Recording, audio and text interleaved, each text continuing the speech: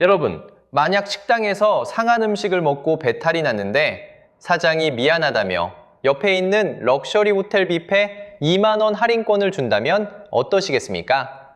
기분이 풀릴까요? 아니면 지금 나랑 장난하나? 라는 생각이 먼저 들까요?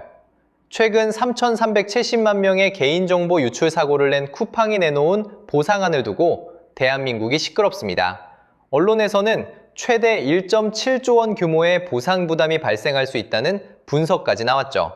숫자만 보면 어마어마합니다. 하지만 이상하게도 이 발표 직후 쿠팡의 시가총액은 수조 원 단위의 등락을 거듭하며 요동쳤습니다. 진짜 이야기는 지금부터 시작합니다. 구독, 좋아요. 먼저 보상안의 껍질을 한꺼풀 벗겨보죠. 쿠팡이 약속한 5만 원.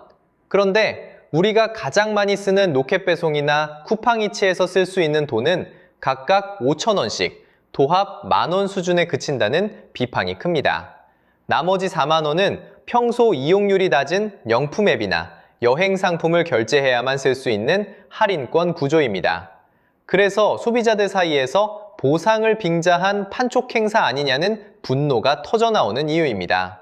무신사가 우리는 조건 없이 그냥 5만 원 드린다며 비교 마케팅에 나섰고 업계에선 쿠팡을 겨냥한 행보라는 해석도 나옵니다.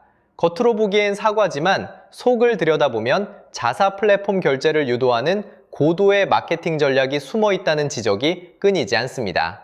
하지만 이건 예고편에 불과합니다. 진짜 시스템의 문제는 데이터에 있습니다.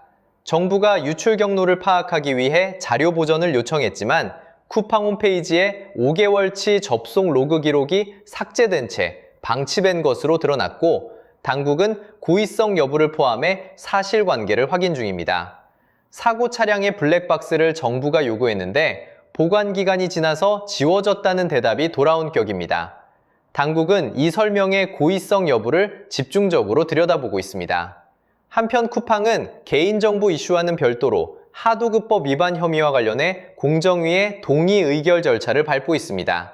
법적 처벌 대신 자체 구제안을 내놓고 사건을 끝내겠다는 건데 공정위 내부 부서와 검찰조차 사안이 무거워 동의 의결 대상이 아니다라고 반대했던 정황이 드러났습니다.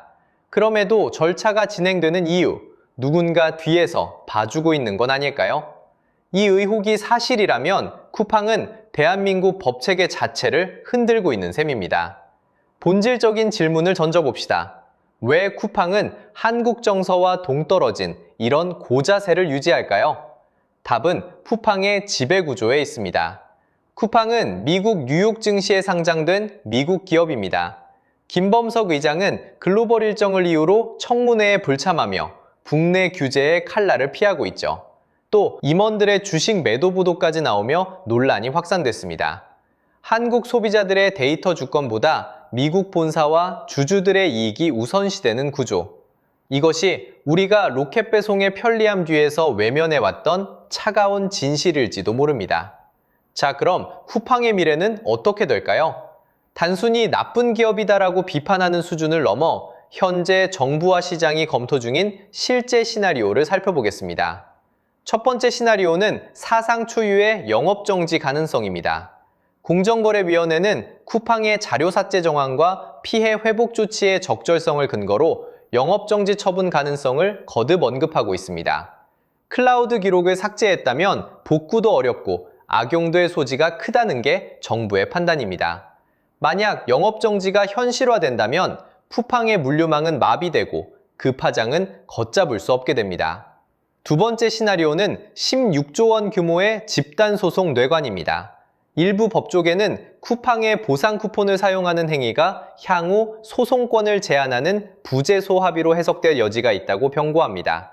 만약 법원에서 이 보상안이 부당하다고 판단되고 약 3,300만 피해자들이 집단소송에서 승소한다면 어떨까요?